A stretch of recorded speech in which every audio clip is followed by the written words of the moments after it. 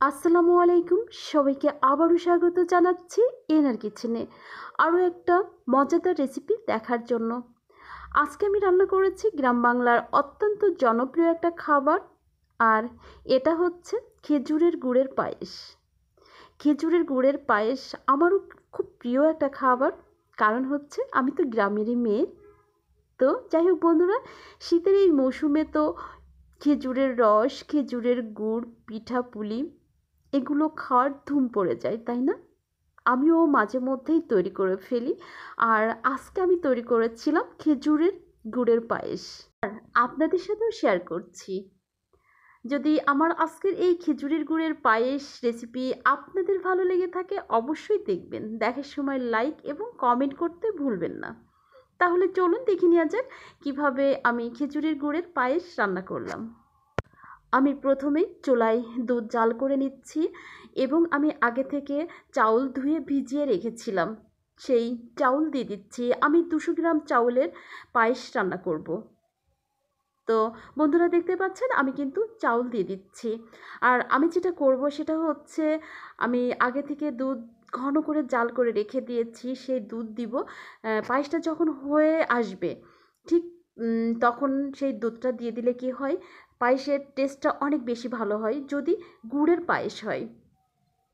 আর এই যে দেখতে পাচ্ছেন, এই যে এইখানে আমি নিয়েছি খেজুরের গুড়, অর্থাৎ যেটাকে বলে খেজুরের পাটালি।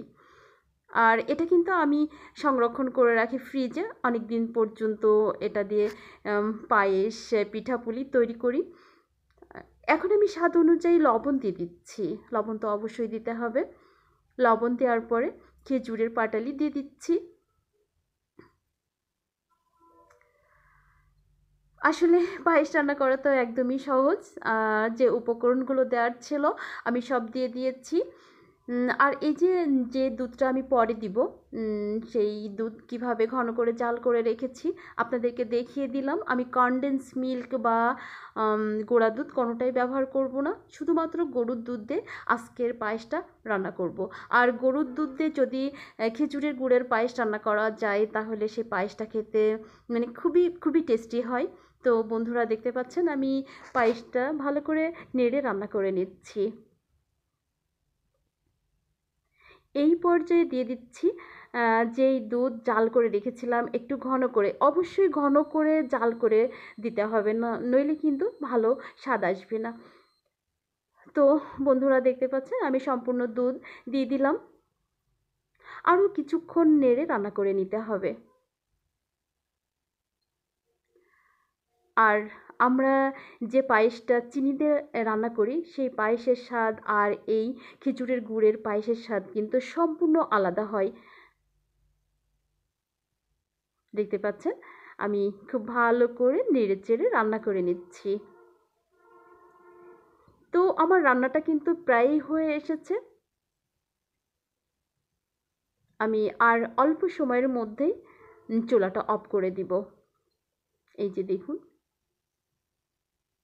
মাশাল্লাহ অনেক সুন্দর হয়েছে। আসলে এটা দেখতেই সুন্দর হয় না, খেতেও অনেক টেস্টি হয়। আর আমরা যারা এই পায়েসটা খেয়েছি তারাই শুধু জানি যে এর স্বাদটা কতটা ভালো হয়। যাই হোক বন্ধুরা, দেখলেন আমি আজকে খেজুরের গুড়ের পায়েস কিভাবে রান্না করলাম।